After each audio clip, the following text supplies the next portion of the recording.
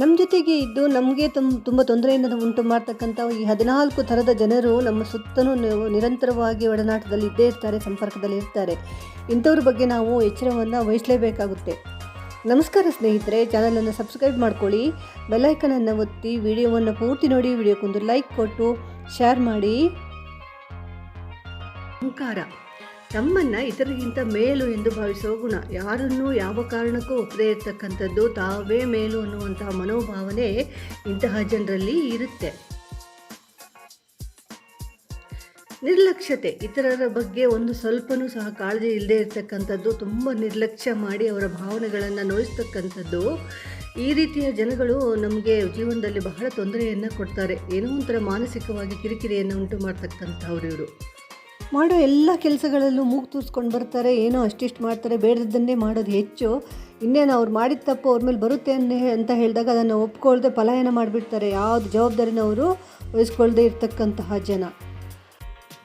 ಅಸಹಿಷ್ಣುತೆ, ಇತರರ ಅಭಿಪ್ರಾಯಗಳನ್ನು ಕೇಳಿಸಿಕೊಳ್ಳೋ ತಾಳ್ಮೆ, ಸಹನೆ, ವ್ಯವಧಾನ ಯಾವುದೂ ಇಲ್ಲದೇ ಇರುವಂತಹ ಮನೋಭಾವ. ಇಂತಹ ಮನೋಭಾವ ತುಂಬ ಕೆಟ್ಟದು. ಹಲವು ಬಾರಿ ಇದರಿಂದ ತುಂಬ ತೊಂದರೆಗಳು ಉಂಟಾಗುತ್ತೆ. ಸ್ವಂತ ಲಾಭಕ್ಕಾಗಿ ಮಾತ್ರ ಚಿಂತಿಸುವ ಗುಣ. ಯಾವ ಕೆಲಸ ಮಾಡಿದರೂ ಸಹ ಅದರಲ್ಲಿ ತನಗೆ ಎಷ್ಟು ಲಾಭ ಬರುತ್ತೆ, ಎಷ್ಟು ನಷ್ಟ ಆಗುತ್ತೆ, ಇನ್ನೊಬ್ಬರಿಗೆ ಎಷ್ಟು ಲಾಭ ಆಗುತ್ತೆ ಅನ್ನುವಂತಹ ಲೆಕ್ಕಾಚಾರದಿಂದಲೇ ಬದುಕುವಂತಹ ಜನ. ಅಪನಂಬಿಕೆ, ತಮ್ಮ ಮೇಲೆ ತಮಗೆ ನಂಬಿಕೆ ಇಲ್ಲ. ನಾನು ಮಾಡ್ತೀನೋ ಇಲ್ವೋ, ಅವ್ರು ಮಾಡ್ತಾರೋ ಇಲ್ವೋ, ಎಲ್ಲ ಕೆಲಸಗಳಲ್ಲೂ ಎಲ್ಲ ವಿಚಾರಗಳಲ್ಲಿಯೂ ಅಪನಂಬಿಕೆ ಹೊಂದಿರೋದು. ಜೀವನದ ಮೇಲೆ ಒಂಥರ ಅಸಹನೀಯತೆ ಎತ್ಕೊಂಡಿರ್ತಕ್ಕಂಥವ್ರು.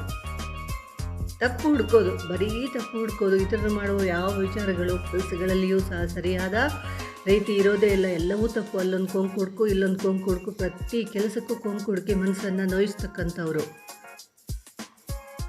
ವಿತಂಡವಾದ, ನಾನು ಮಾಡಿದ್ದೇ ಸರಿ, ಬೇರೆಯವ್ರು ಮಾಡಿದ ತಪ್ಪು, ನಾನು ಮಾಡಿದ್ದೇ ಸರಿ, ಬೇರೆಯವ್ರು ಮಾಡಿದ ತಪ್ಪು ಅನ್ನುವಂತಹ ವಾದವನ್ನು ಕೊನೆ ತನಕನೂ ವಾದ ಮಾಡಿ ಮಾಡಿ ಮಾಡಿ ವಿತಂಡವಾದವನ್ನು ಮಾಡ್ತಕ್ಕಂಥವ್ರು.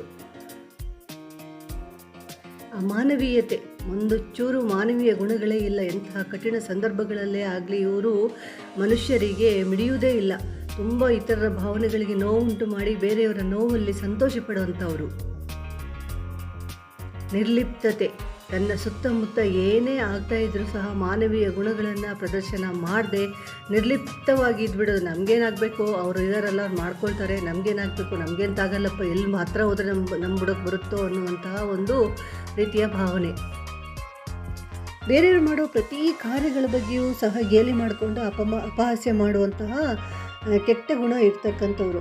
ಹಾಕೋ ವೇಷಭೂಷಣದಿಂದ, ನಡೆನುಡಿಯಿಂದ ಹಿಡಿದು, ಸ್ಥಾನಮಾನದಿಂದ ಹಿಡಿದು, ಮಾತುಕತೆಯಿಂದ ಹಿಡಿದು ಪ್ರತಿಯೊಂದ್ರ ಬಗ್ಗೆ ಟೀಕೆ ತೆಗೆದು ಗೇಲಿ ಮಾಡೋದು, ಆಡ್ಕೊಂಡು ನಗೋದು ಇವರ ಅಭ್ಯಾಸ.